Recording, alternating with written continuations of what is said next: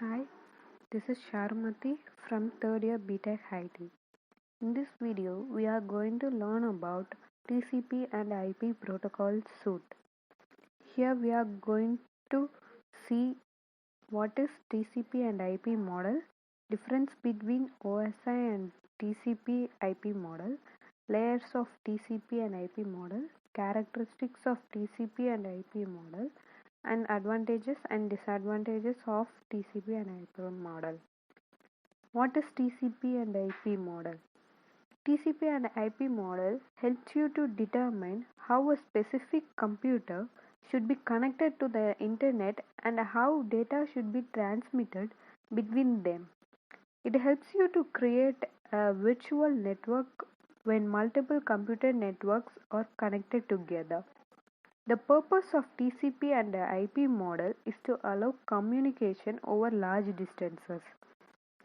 The TCP and IP stands for Transmission Control Protocol and Internet Protocol. It is specifically designed as a model to offer highly reliable and end-to-end byte stream over an unreliable internetwork.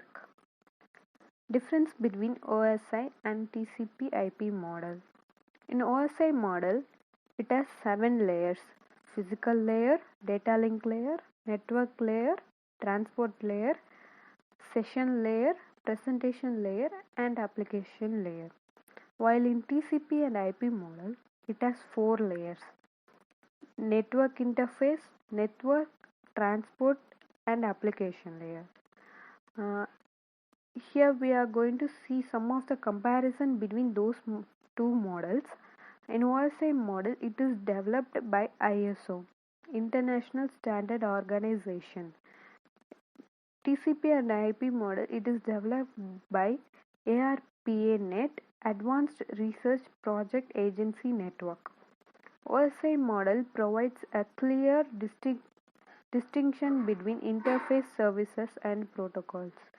TCP and IP does not have any clear distinguishing points between service interface and protocols. OSI refers to Open System Interconnection. TCP refers to Transmission Control Protocol. In OSI layer, it has 7 layers. TCP and IP has 4 layers. Layers of TCP and IP model. It has 4 layers: application layer, transport layer, internet layer, network interface layer. Application layer. Application layer interacts with an application program, which is the highest level of OSI model. The application layer is the OSI layer, which is closer to the end user. It means the whole application layer allows user to interact with other software application. Application layer interacts with the software applications to implement a communicating component. The interpretation of data by the application program is always outside the scope of the OSI model. Some of these examples of this application layer is an application such as file transfer, email, remote logging, etc. The functions of application layers are: application layer helps you to identify communication partners, determining resource availability, and synchronizing communication. It allows user to log on to a remote host. This layer provides various email services. This application offers distributed database sources and access for global information about various objects and services. Transport layer. Transport layer builds on a network layer in order to provide data transport from a process on a source system machine to a process on a destination system. It is hosted using single or multiple networks and also maintains the quality of service function. It determines how much data should be sent, where, and what rate. These layers build on a message which are received from the application layer. It helps ensure that data units are delivered error-free and in sequence. Transport layer helps you to control and reliability of a link through flow control, error control, and segmentation or desegmentation. The transport layer also offers an acknowledgement of the successful data transmission and sends the next data in case no error occurred. TCP is the best known example of the transport layer. Important functions of transport layers are it divides the message received from the session layer into segments and numbers them to make a sequence. Transport layer makes sure that the message is delivered to the correct process on the destination machine. It also makes sure that the entire message arrives without any error, else it should be retransmitted. Internet layer. An internet layer is a second layer of the TCP and IP model. It is also known as network layer. The main work of this layer is to send the packets from any network and any computer till they reach the destination irrespective of the route they take. The Internet layer offers the functional and procedural method for transferring variable length data sequences from one node to another with the help of various networks. The message delivered at the network layer does not give any guaranteed to be reliable network layer protocol. The layer management protocol that belongs to the network layers are routing protocols, multicast, group management. The network interface layer. Network interface layer is the layer of the four-layer TCP and IP model.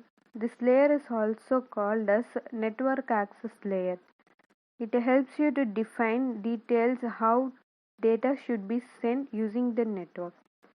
It includes how bits should optically be signaled by hardware devices which directly interface with the network medium like coaxial, optical, coaxial fiber, or twisted pair cables. A network layer is a combination of the data line and defined in the article of OSI reference model. This layer defines how the data should be sent physically through the network. This layer is responsible for the transmission of the data between two devices on the same network. Now, the characteristics of TCP and IP model. Here are the essential characteristics of TCP and IP model. Support for a flexible architecture. Adding more system to a network is easy. In TCP and IP, the network remains intact until the source and destination machines were functioning properly. TCP is a connection-oriented protocol. TCP offers reliability and ensures that data which arrives out of sequence should put back into order. TCP allows you to implement flow control, so sender never overpowers a receiver with data. Advantages and disadvantages of TCP and IP models. Advantages of TCP and IP. Here are pros and benefits of using TCP and IP models are it helps you to establish or set up a communication connection between different types of computers. It operates independently of the operating system. It supports many routing protocols. It enables the internetworking between the organization. TCP and IP model has a highly scalable client-server architecture. It can be operated independently. Supports a number of routing protocols. It can be used to establish a connection between two computers. Disadvantages of TCP and IP models. Here are few drawbacks of using the TCP and IP models are TCP and IP model is a complicated model to set up and manage. The shallow and the overhead of TCP and IP model is higher than IPX, Inter-Network Packet Exchange. In this model, the transport layer does not guarantee delivery of packets. Replacing protocols in TCP and IP is not easy. It has no clear separation from its service, interface, and protocols. Thank you for watching.